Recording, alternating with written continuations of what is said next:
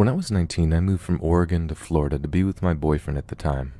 I was thinking white sand beaches and Mickey Mouse, but instead got the swamps, bugs, and dirt roads.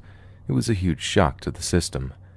We lived in this dinky little town called Hawthorne, just outside of Gainesville. Very small, one-stop light and 4 stores: Dollar General, Steve's Market, Eckerd's Pharmacy, and Sunny BBQ. Whoopee. I got a job at the now-defunct Eckerd's in the middle of the town. It was next to the grocery store, so everyone shopped there. After about 3 months or so working there, I walked in to start my shift one day when the manager pulled me into his office. Laid out on his desk was about 30 to 40 open letters, all addressed by hand, to me. "Do you know this person?" my manager asked. "No," I thought to myself. "Read one." So I picked the cheerful yellow one. Inside were 2 handwritten letters and a magazine cut out of a woman with long blonde hair, just like me. As the Eckerd manager watched on, I read the letter. I skipped around a lot of confusion, desperately trying to find out why I'm in this room. From what I read, it was mostly someone imagining what spending time with me would be like. There were descriptions and comments about my hair, washing it, smelling it, and something about the moonlight. A few sentences were highlighted, others were underlined. My first thought was, am I getting fired? "Do you know this David Elrod?" Hair. I said yes, I think so. The tall, lanky guy with thick glasses and frizzy dark blonde hair. The regular who comes in a couple of times a week to pick up a Diet Coke and medication for his mom. Late 20s and obviously socially or mentally challenged. On rare occasions, he would make small talk as I rang up his soda. Once or twice, he would linger at my register or stare at me, but I figured he was just trying to adjust his eyes or had poor social cues. Harmless compared to some of the other people I've met here in Florida, so I didn't pay him any mind. Until that day in the Eckerd's office. I knew he wrote the letters because of a strange encounter 2 weeks earlier. While working, he came up behind me and caressed my hair. I had to remove it from his hands and he apologized. Weird. No harm. I went back to work. After telling my manager this, he informed me that the customer was going to be banned from the store and I was being sent home while they worked out the details. What details? Confused, I walked out of the store and drove home. Strange. 2 hours after I got home from my non-shift at work, there was a knock at the door. I look out my window and see what resembles a SWAT team. I saw men in tactical gear with large weapons, 2 men dressed in suits and several uniformed cops. In what seemed like slow motion at the time I opened the door. A female officer holds up a few oddly familiar letters. "Can we come in and talk to you about these?" Realizing everyone in town had read the letters, I wanted to pass out. I don't even know the guy. We have a seat on my couch and she begins to speak. Out of the corner of my eye, I see my boyfriend shooting me dirty looks from the bedroom. The female officer mentions getting the letters from Eckerd's and attempting to issue a trespassing notice. They wanted to speak to him directly, she says, because her whole department is aware of David.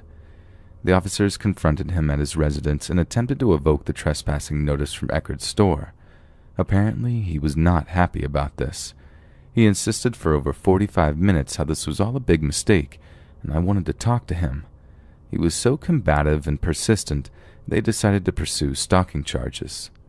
Stalking charges, I thought. She continues. "You need to be aware that David killed and partially dismembered his mother when he was 12 years old. He was released from a juvenile psychiatric facility less than 4 years ago." Diet Coke. "We found disturbing materials at his house," she continued. "We believe he's been stalking you." My mind kept wondering. "It's my mom's favorite drink," he would say. David was arrested the next day for stalking after he was found in the Eckerd's parking lot, but the last official word was he went back to the psychiatric hospital, at least temporarily. I didn't have the chance to read the letters in full before they were entered into some vault of evidence, nor did they explain what they found at his house, so I never had the complete picture of what was happening. My boyfriend at the time was a huge idiot about the whole thing, so I moved back to Oregon a week later. Besides, who wants to hang around when Norman Bates is fixated on you?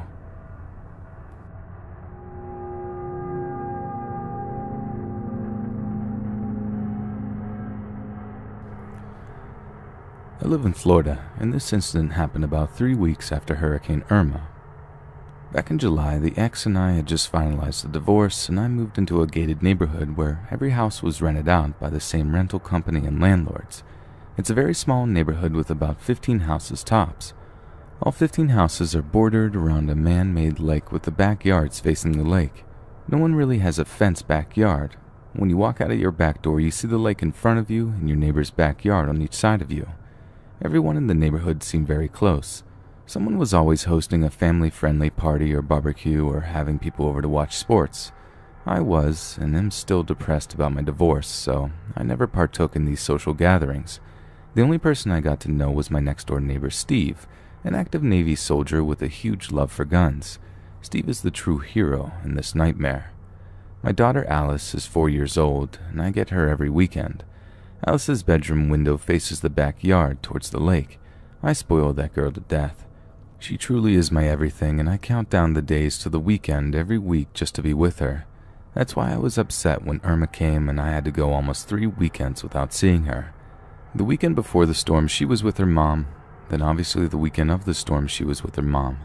Then on top of that, the weekend after, she had to be with her mom because my power was still out.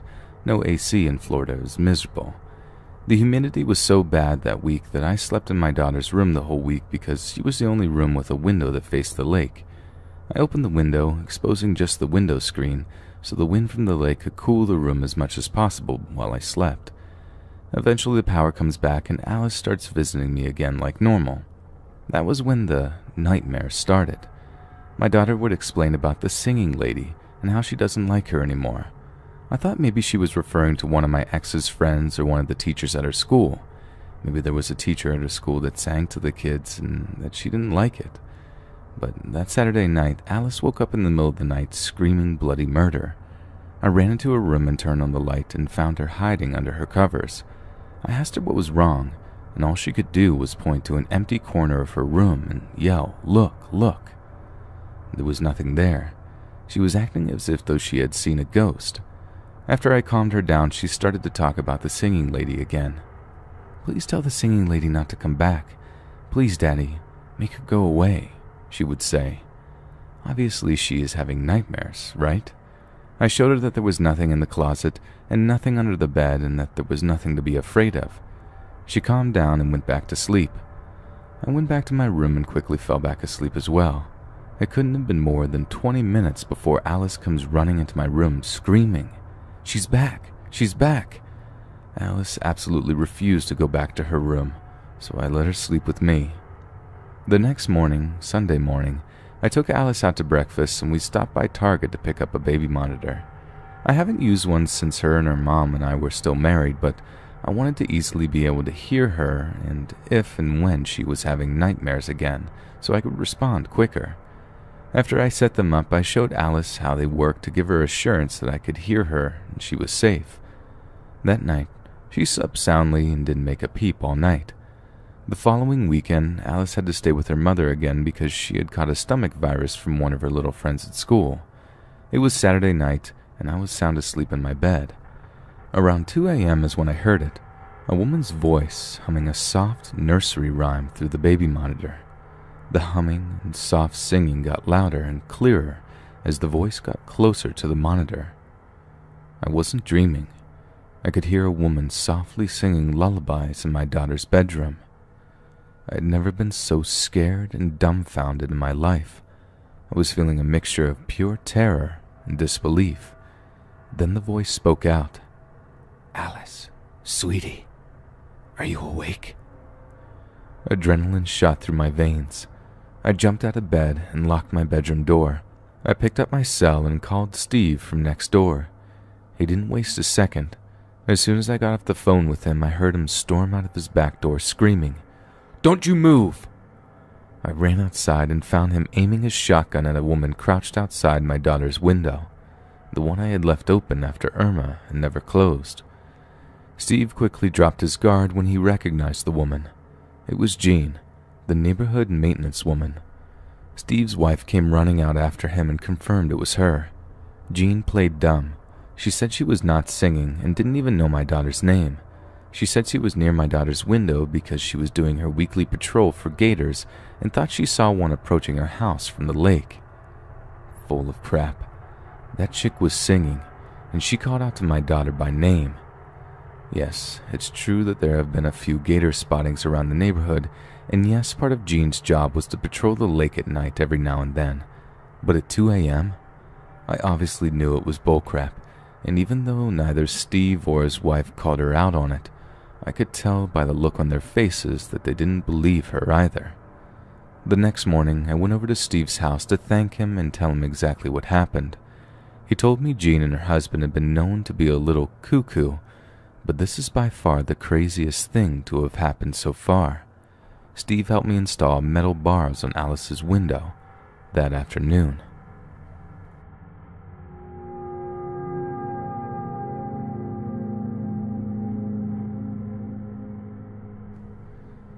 I'm a proud Floridian.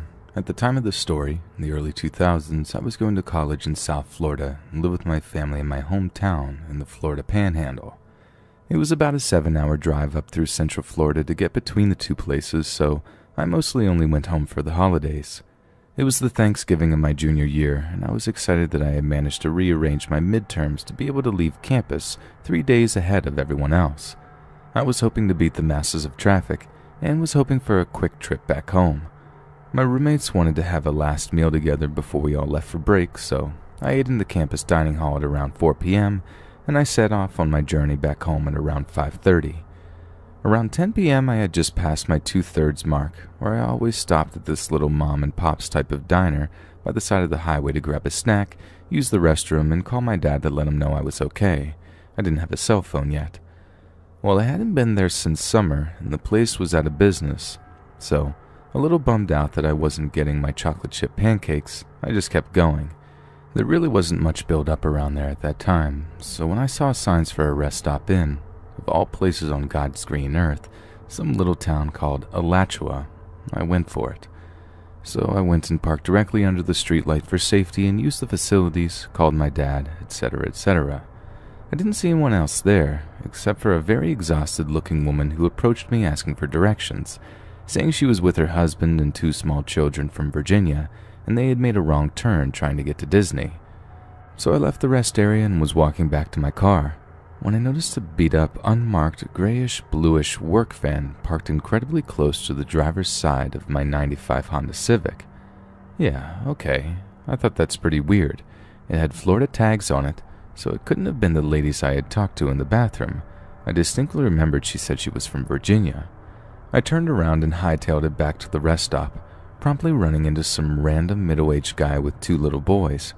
Getting to talk to him, it turned out it was his wife I had spoken to, as she emerged from the bathroom a second later, and I felt comfortable speaking to him.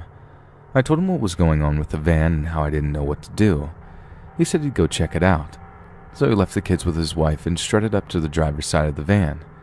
He stood there for a moment before speaking. His voice awkwardly quivered, but we could hear him yell it from where we were standing some 100 feet away. "Excuse me, gentlemen. We already called the police, so I'm going to have to politely suggest that you get out of here." And then he ran back to us, grabbed his wife and his kids, pointed to me with a swift, "You," and said, "Come on, let's all get in the car now." And we ran together. So here I was, confusedly sitting in the back of this stranger's SUV, while he went and used the payphone to presumably call the police. Meanwhile, the van peeled out of there. Like I've never seen someone get out of there quite like they had gotten out of there. They ran up on the curb on their way out. They burned rubber. It was almost comical. The cops got there and I found out what had happened. The man went to go check out the van.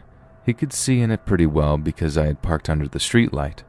The first thing he noticed was that all of the seats except for the driver's seat had been removed, and there was a guy sitting in the driver's seat and a guy sitting in the back, a tarp laid out in the back, and a bunch of random items back there he couldn't immediately identify. Neither of the guys were reading a newspaper or a map or anything. They were apparently both just sitting there. It still makes me sick thinking about it.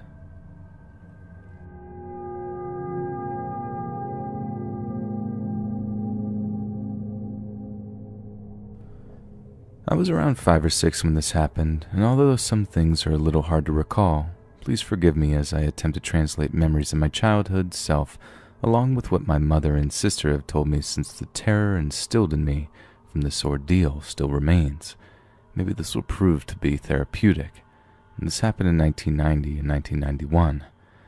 My mother suffers from bipolar disorder and did not like to take her medication because she felt cloudy and numb on it. She's originally from Thailand, and she always told me, "It's America that makes me crazy." She'd often self-medicate with booze and cigarettes. She even kept a mason jar under the sink of something red that she had made herself.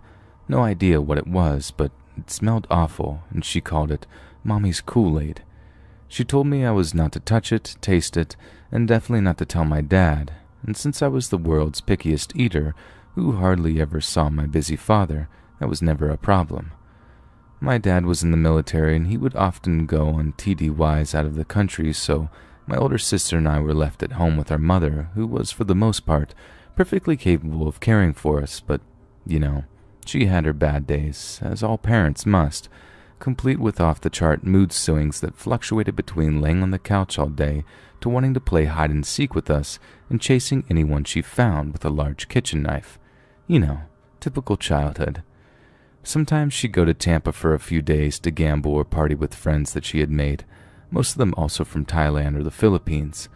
They all seemed outgoing and loud, like my mom. I watched a lot of TV when I was little and just assumed that's how real life was or should be, and no one on TV acted like my mommy, so I just thought she was a huge weirdo. I was always embarrassed at how people reacted to her because that's how my dad and sister acted, and being so young, I didn't have much compassion or understanding. I wanted her to be like the TV mom, and it didn't help that my dad was always berating her for acting crazy, and that she had to be careful while he was gone and straighten up, or the state's going to take our kids away. My dad looked down on her, and after a while, I followed his example. I can't believe I did that, and I am totally ashamed of myself, but I can only blame my youth and ignorance. One day, I remember she was in a super good mood, but super distracted. She was curling her hair, putting on lipstick, jewelry, and her perfume was in the air. Offhandedly, she informed us she was going to Tampa. I was a little confused because my dad was still gone on TDY and wouldn't be back for another week, and we had school in the morning. She'd never left us when those things were going on, and I'd never had to get ready for school without my mom. Not ever. She even took me there on her bicycle because I could still fit into the toddler seat on the back. When she saw my panicked face, she reassured me that she just wanted to go see a friend who was having a birthday party and that she would be back in the morning to take me to school. My sister was 8 years older than me, so she was for the most part competent enough to look after me, but I wasn't looking forward to being left with her because she bullied me. I suspect it was due to my mom always favoring the baby, me at the time, and since I was super duper small for my age, that's how everyone treated me. I should mention that although she was a huge bully to me, my sister also had this tremendous and oftentimes irrational fear that since I was so small, I could easily be kidnapped, and she always drilled me with questions on the daily about how to deal with strangers and what to do if anyone ever tried to take me with them. She'd even have mock drills where she'd pretend to be a stranger by wearing this awful latex mask that I hated and making me run while timing me with her stopwatch and making me do it all over if I was too slow, or tricking me and popping out of nowhere saying stuff like, "Congratulations, you're kidnapped." It was ridiculous, and I hated feeling like I always had to watch my back. I learned later on in my life she did this because she and my mom had to thwart 2 would-be kidnappers on 2 separate occasions. So anyways, my mom drove away to Tampa, and my sister watched TV while I played with my pound puppies. It wasn't as bad as I thought it would be. No tricks and teasing. I didn't even give her any tood when she told me to go to bed. I always slept with my closet light on and my pound puppies. After positioning them all around my pillow, I settled into bed and fell asleep. I awoke suddenly because I was being shaken roughly awake by my sister, who was hissing my name through gritted teeth. I was so confused. What time was it? Had it only been a few minutes or hours since I'd come to bed? My mom always woke me up for school, but I had a clock radio by my bed that read 6-something, and although my window shades were down, I could see traces of soft blue pre-dawn. My sister pulled me out of bed and whispered furiously for me to get dressed. I was completely dismayed. Where was Mom? Why was my sister whispering? Why was she so mad? I would soon learn later she wasn't mad. She was terrified. She got down on her knees so that her face was about an inch away from mine and looked right into my eyes and whispered as calmly as she could, "There's a man sleeping on the couch. I'm going to take you downstairs, and I want you to run through the backyard and go to Kathy's, our neighbor, and have her take you to school." Great. After a whole night of not being timed or having to run and hide in less than 15 seconds, she was at it again. I was a big fan of rolling my eyes at this age, so that's what I did. My sister gaped at me. I informed her loudly that I didn't believe her and asked her where Mom was. She covered my mouth and whispered that Mom wasn't home. Then she walked me over to the staircase, picked me up, and we slowly descended the stairs. I realized she was trying not to make the stairs creak, and I craned my neck around to see in the living room, and to my satisfaction, there wasn't anyone on the couch. I looked at her triumphantly like, yeah, right, who's on the couch? But she shook her head and pointed down, where the family room was by the garage, and half bath, which was on the lower level of the first story, not a basement, just like down a hallway of 4 steps. After opening the door to this hallway, she put me down at the foot of these steps and motioned for me to go forward. We had thick curtains drawn in this room, and they were on orange and white and brown floral prints, so their outlines practically glowed as the sun came up behind them, and as my eyes adjusted, I made out a figure on our smaller couch who was turned away from us, facing the couch back. At first glance, I thought it was my mother because of the long hair and tan skin, but the hair on the back of my neck prickled as I realized this person was all balled up and seemed crammed into the couch, meaning they were a lot taller than my mother. Their shoulders were broader, and they were wearing dirty sneakers and painted stained jeans that were loose, like a man's, because it was a man. I started shaking all over. This had never happened before, and my parents weren't here, and I had no idea what to do. My sister put her hand back over my mouth and ran me back up the stairs. She closed the door quietly and pushed the lock button on it. She had locked him down there, which made me feel a little bit better. I put a lot of trust into locked doors. My sister took me to the kitchen and gave me my book bag, but not my lunchbox, and as I was about to inform her of this, she opened the backyard porch door and gave me this solemn look, so I shut up. She told me to run as fast as I could, not to stop until I got there, and not to tell anyone about the man because she was going to take care of it. She helped me put on my backpack, then counted to 3, just like in all the drills she made me do, and I took off. I dodged my dogs, I unlatched the chain-link gate, I ran down the back walkway toward the driveway, across the front yard and off our property. I wasn't allowed to cross the street, but here I was crossing it, flying across it even. I ran through other people's yards that were still wet with dew and didn't stop until I was knocking as hard as I could on Kathy's front door. Kathy opened the door in her bathrobe and her hair all mussy, and I told her she had to take me to school. That's all I said. She gave me a look like, "Oh, do I now?" before letting me in. I sat in her kitchen as she offered me breakfast food I wouldn't eat and got her kids ready for daycare. I'm sure she asked me why she had to take me to school, but I can't really remember the conversation. I think I just told her that my mom wasn't home and she just left it at that. Everyone in the neighborhood knew about my mom. Mostly she was always out in the yard gardening and being super friendly, but they all had to take care of my sister and I at some point, just like my mom would take care of their kids when they went out to run errands. This was the only time in my life I felt like neighbors were just automatic friends.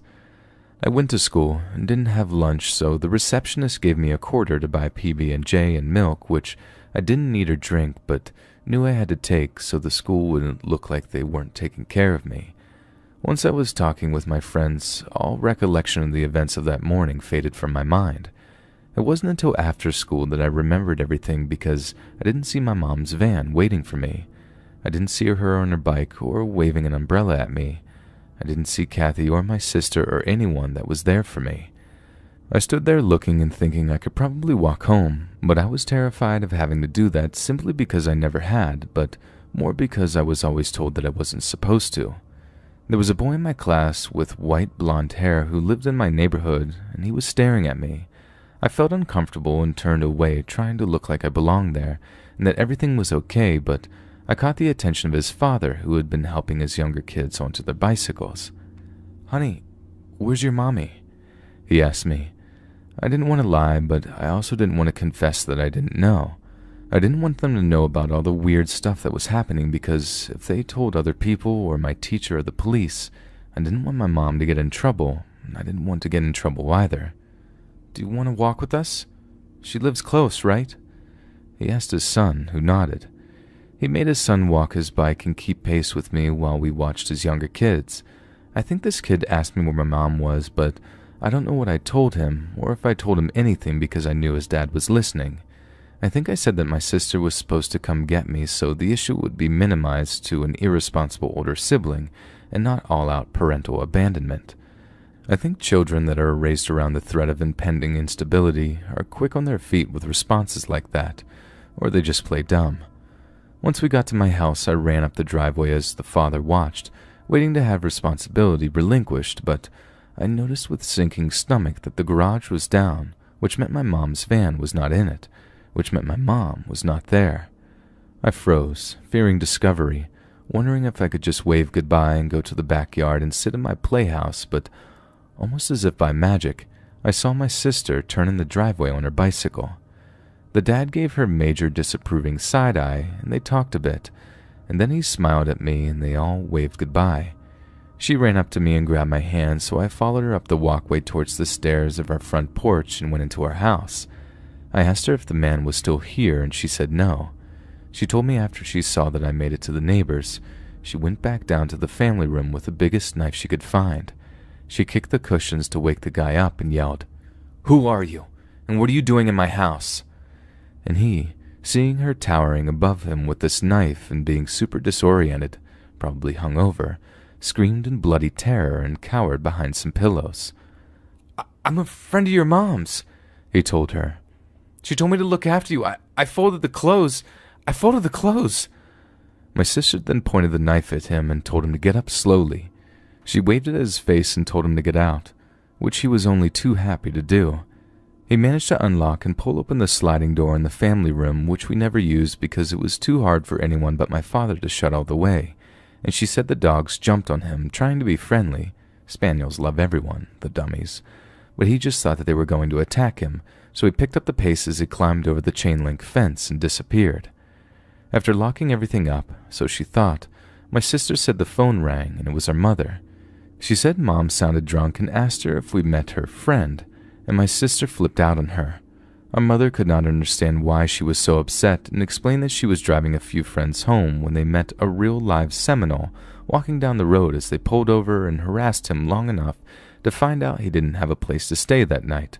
So being in a super good mood, since she loves making new friends, my mom told him he could stay at her house, but he had to fold some laundry and watch her kids so she could stay out and keep partying, and he agreed.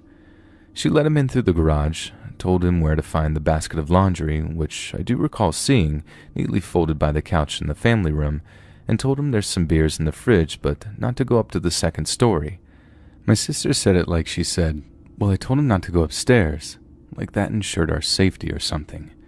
I wish I could end the story on a happy note because that right there seems like a great place to end it. It's kind of light and funny even, but sadly no. That weekend, my sister asked to sleep over at a friend's house and my mom let her. She always let us do stuff like that, and she was always being extra nice to us, I guess because of what happened earlier that week. She even told me I could have someone sleep over, so I called all my friends from best to worst around 8 to 9 p.m., invited them to come sleep over. No notice at all, is just how I rolled, and though I expected they would all jump at the chance, sadly, one by one, their parents all said no. I kept trying to come up with more girls in my class that I could call, until my mom told me it was too late and past my bedtime, so I made my way up the stairs full of the pouts. She asked if I wanted to sleep in her room and have a sleepover with her, but I just whined no, as mean as I could, and got ready for bed. All the energy I was putting into being a huge brat must have been exhausting because I fell asleep immediately. I woke up with a startle because my dogs were barking in the backyard. I remember I opened my eyes and instantly felt strange. It was pitch black. That shouldn't be. My closet light was always on. Always. Sometimes my dad would turn it off before he left work early in the morning, but I always woke up and turned it back on, even if the sun was almost up and I could see around in my room. When I was in bed, the closet light was on. Period. Besides, it was not only early in the morning this time and my dad was not home. I got super angry. Who turned out my light, I thought. I stared into the black until my eyes adjusted enough that I saw the darker black rectangle of my open bedroom door. I always left my door wide open, but in the dark, it looked like it was opening into a void, and anything or nothing was just through it. My anger faded and I started to shake. I decided to leave the safety of my covers, walk over to my closet, and flip the switch back on. That would set everything right. I made my way over to the closet, felt around on the wall until I felt the switch and flipped it. Nothing. I flipped it off, then on again. Repeat. Nothing. It was still dark. I noticed the clock radio wasn't on either, and the lamppost by our mailbox wasn't emitting any light through my window shade either. My hopes sank as I came to the realization that the electricity was out. It wasn't storming, so it must have been the breaker box. I knew it was outside because sometimes I'd run a bath and water would stay cold, so my dad would go out to the backyard to wherever the thing was and flip it for me. I instantly regretted not sleeping in my mom's room and was deciding whether or not to be brave and feel my way down the hall to it. But I never had the chance to do this because suddenly I heard thumping, like someone was trudging around downstairs. If it was Christmas Eve, I would have been stoked, but it wasn't, and I knew that wasn't Santa. Maybe it was my mom trying to turn the electricity back on, but that seemed unlikely somehow. I backed away from my closet toward the foot of my bed where I kept all of my big stuffed animals propped against it and sat on top of them until the weight shifted them back and I sank into them. I felt safer having them all around me and only my head peeped through. I reached up my bed and pulled the covers down so they hung over the edge and covered my head so I could just peek through. If you walked into my room, the bed would be in the far right corner and the closet would be directly across from it on the same wall as the door. The door swung open to the right, so where I was, I couldn't see down the hallway anymore, but I could see through a crack of black by the hinges. I heard the trudging get louder until it was coming up the stairs. Once you got to the top, you could either go left to the bathroom in my parents' room or right toward my sister's room or my room. I wondered where this person would go, and I noticed there was a movement through the hinge crack coming toward my door, so I held my breath and closed my eyes tight. Whoever it was came in slowly, as if they weren't sure about their surroundings. I heard them stop, then move over to my bed. I smelled something like Mommy's Kool-Aid and heard them grab my pillow, then toss it toward the closet. I know because it hit me in the head and then tumbled to the floor. The pound puppies must have gone flying because I heard the soft pit-pat of them landing around me, and after a pause that seemed to last forever, but was probably more like 15 seconds, whoever walked out and went into my sister's room, shutting her door behind them. My first reaction was to run to my mom's room because I was scared this person would soon discover the room was empty and come out quickly, so I got up and looked down the hallway. I heard something faintly down at the end, so I ducked down by my rocking chair. From this vantage point, I was able to see directly down the hallway, but I couldn't really see anything down it at all. It was just a big black space. I always threw all my clothes on this rocking chair, so I got down low under where they were draped and stared in front of me. I remember feeling the strain of my eyes dilating, not knowing that's what they were doing as I watched the black rectangle of my doorway change ever so slightly. There was something darker, something moving towards me. It was close to the ground and sounded like a scurrying animal crawling on all fours, but I knew it was deceptively small in its posture, and all I could do was stare in horror as it came closer and closer. This thing that was darker than the dark. I watched it as it crawled over to my bed and heard it as it felt all over the sheets and covers. My teeth started chattering as I realized it was searching for me. It started feeling around the floor, under the bed, touching my stuffed animals, and as it got closer to me, I let out a small gasp. It stopped and turned toward me. Suddenly I felt a hand on my face, another on my shoulder, and someone was pulling me out from under the drapes of my clothing and pulling me against them, holding me. They were shaking too, and I realized it was my mother. She knew her way around our house in the dark, and suddenly we were gliding down the stairs and out the front door into the cool night air. running across the yard in our PJs to our next-door neighbors, who let us in and called the cops. My mom wouldn't let me go outside with her while she talked to the police, but told me later the guy, her friend who my sister had kicked out, had returned because he was furious at her for being unforgivably rude, and my mom, who had felt had cheated him out of their deal. He knew our dad wasn't home, and since our breaker box was located outside, he managed to turn off our power, come back in through the sliding door my sister hadn't managed to lock, thinking he'd scare us and make my mom apologize or something. That's what my mom told us that the police had told her. She said that when they pulled him in and handcuffed him, he kept repeating, "But I folded the clothes." She still to this day tries to make it into a joke by imitating him when my sis and I cringe, although lately I find myself wanting to laugh with her. Maybe someday I will. I'm thankful that no one was hurt and that my dad installed a security system and got a breaker box lock, but unfortunately afterwards he hospitalized my mom and told her she had to take her medication every day or he'd leave her in there. She agreed, but they ended up divorced 5 years later, and it took my entire childhood before I could understand and forgive them. I'm still working on learning how to forgive myself, but I imagine a lot of people are in the same boat as me. Looking back on that time now, I'm just so relieved my sister wasn't home because who knows what that guy had planned.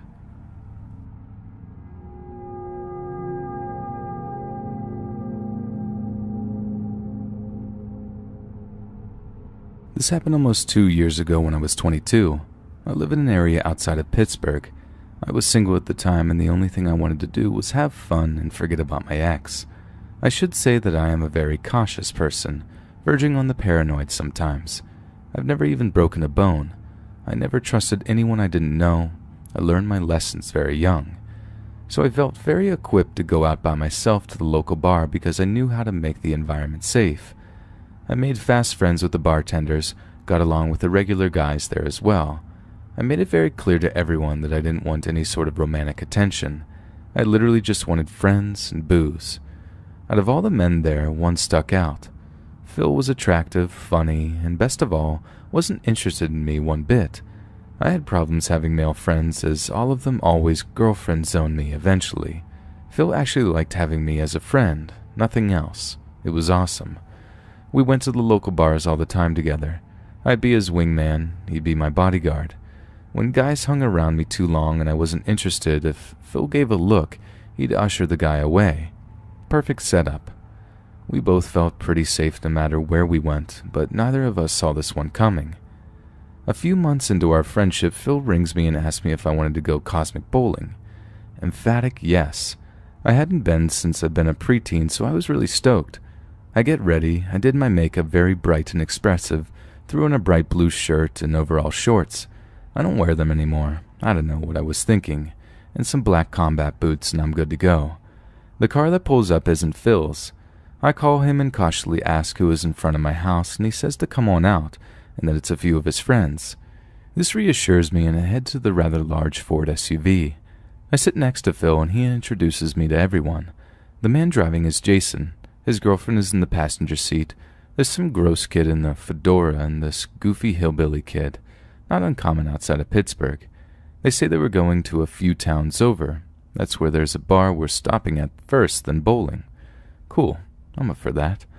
We get to the bar and it turns out Jason knows the bar owner, and we drink for free and get a free pizza while we're at it. I went up to the front of the building for a smoke and turn around to find Jason walking up behind me. He shakes my hand and apologizes not introducing himself properly. I said it was fine and we made casual talk while we smoked. He expressed how much he loved my style. Burlesque rockabilly pinup is how I believe he described me. I thanked him and he began to tell me about the gay bar he DJs at and how his girlfriend isn't comfortable with the fact that he's bi. As a pansexual, I can relate to what he's going through. I immediately feel more at ease with him. I tended to trust men who weren't straight more because I felt as though they were less of a threat, which was a mistake in hindsight. His girlfriend came out and seemed annoyed with me, but I treated her very nicely as I understood it's easy to get jealous. We've all been there. Fast forward to bowling. Phil is way too drunk and ends up getting thrown out of the bowling alley. His girlfriend comes up to pick him up and apologizes that she can't take me home as well. I tell them that it's okay and I'll be safe.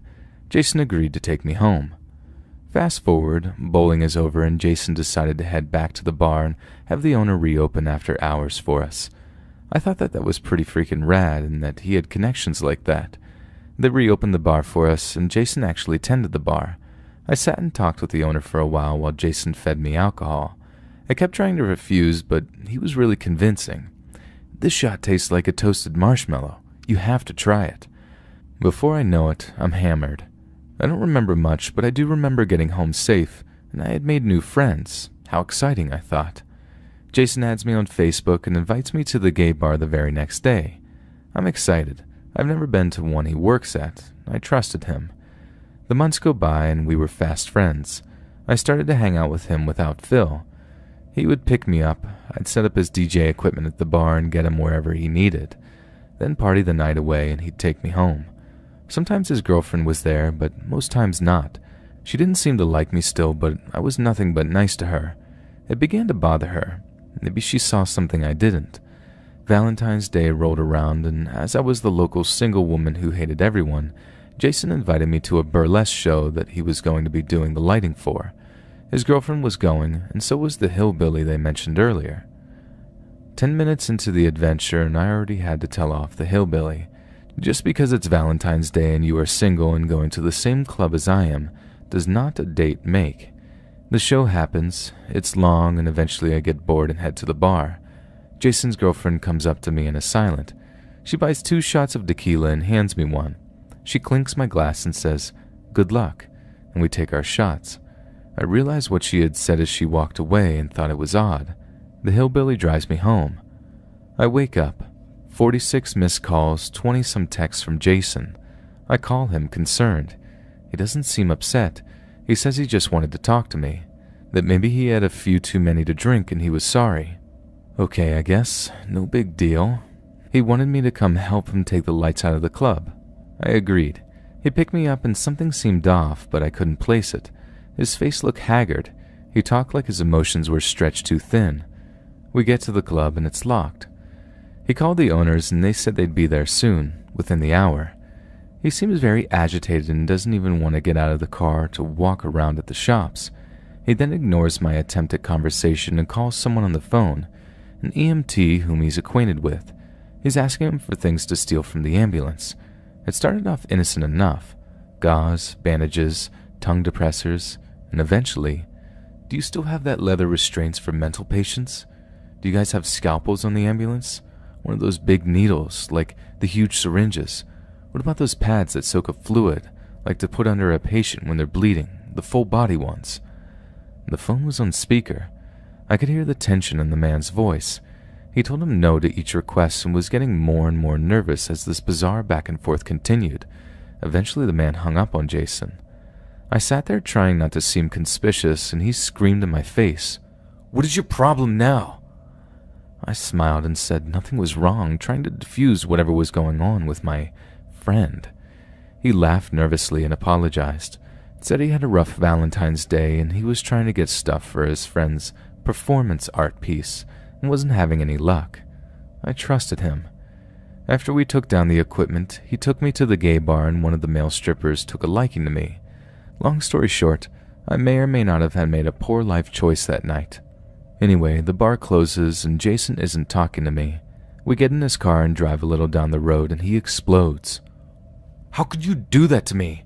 Alice, how could you?" He started to cry, swerving all over the road. "Don't you have any respect? Any respect for me?" I told him to mind his own business and pull over. I'm walking home and he follows me and I'm calling the police. I took out my phone and dialed 911 but didn't press send.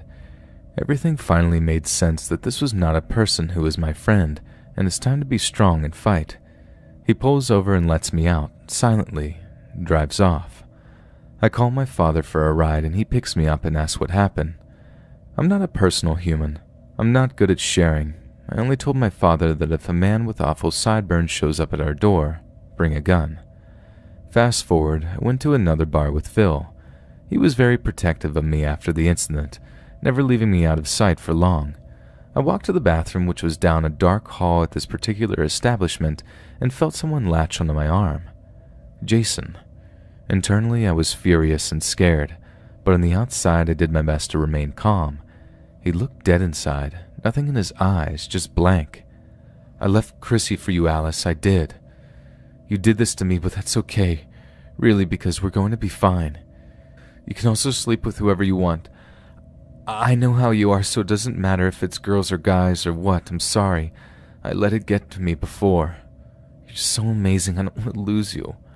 It's okay, it is. You can treat me like garbage if you have to, if that's what makes you happy. We're going to be together now, yes. You're perfect. I've always liked winter weddings. I let my rage get the better of me, and with as much venom in my voice as I could manage, I snarled, No, I'm not your girlfriend. I'm not, never have been, never will be attracted to you. You need to let go of me now, you pathetic little worm. He blinked and squeezed tighter and began to drag me towards the car.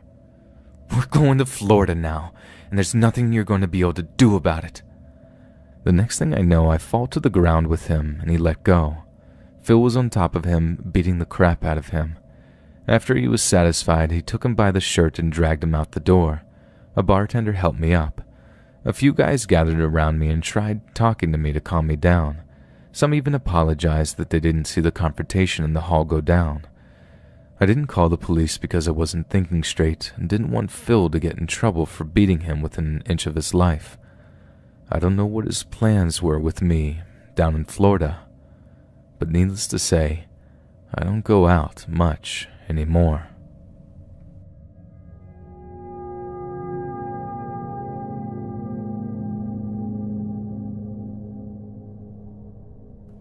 I lived in Florida for a year when I was 5, and I witnessed the special kind of crazy that the South has in store for a family from Cape Cod.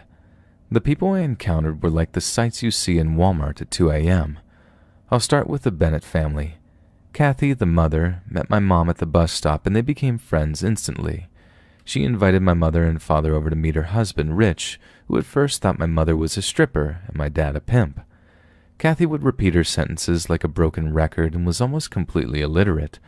The daughter who was friends with my sister was very pleasant, except for the fact that she was verbally abusive to the grandmother. Rich was as redneck as it got, and the son never showered. My father was sent over to the Middle East for work reasons about halfway through the year we lived in Florida. During that time, Mom planned a trip for her and us kids to go to Universal Studios and Busch Gardens for a week. Kathy invited herself. My mother was nice to tell her no. When we got to the hotel, Kathy thought she was having a heart attack in the elevator. She wasn't. It was just flatulence. During our time in the park, we had to stop multiple times so Kathy could chain smoke. Our hotel rooms were connected, one for Mom and Kathy and one for me and my siblings. The first night there, Kathy saw someone standing by the TV and asked my mom if she was up. She was asleep. That morning, my mother was dressing me in their room, and what I saw when I turned around is forever burned in my head. Kathy was in the nude. Now, this was a very large, older woman, so you can imagine the horror for a 5-year-old. I quickly turned away and stared out the window until we left for Busch Gardens.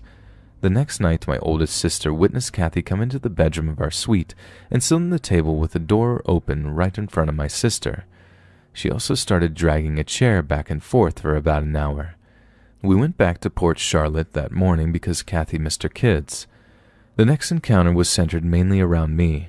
A boy who was in first grade moved on to our cul-de-sac and was drawn to me because I was, to him, perfect. Every day he would look in the windows of my house till I got up.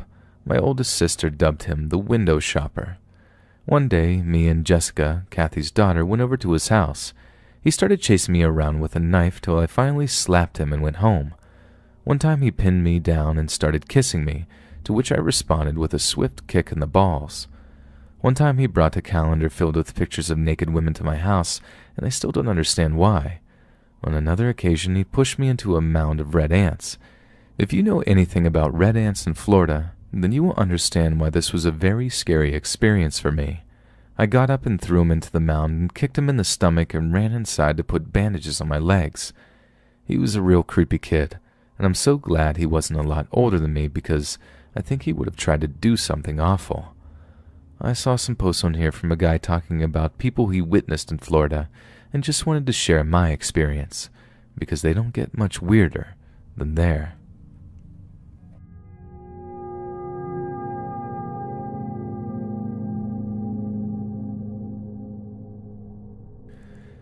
I was walking down the main street through Destin, Florida. Bright sunny day, me in a mini dress and flats and a jacket. Hey, this is Florida. This shouldn't be this big of a deal, right? So I'm walking along, and some guy in a white sedan pulls up next to me, asks me if I want a ride. I say no, and keep walking. Next crosswalk, I cross the street because I can see that he has pulled in a few blocks down. I keep walking. I can see the guy notice me, pulls out, drives down a ways, then turns around. He drives back toward me, slowing as he gets close. I ignore him and keep walking. He takes a right, turns around, and pulls out the next block down, right in front of me. As I walk in front of his car, he asks if I want a ride. I ignore him. He makes the same maneuver again, pulling in front of me 2 blocks down. As I walk in front of his car again, he asks if I want a ride. I turn on him and yelled, "I've told you 3 times that I don't want a ride. I'm not a prostitute. If you bother me again, I will call the police. Now get lost." He drove by a couple of more times, but he didn't accost me again. Needless to say, I didn't wear a mini dress in that town again.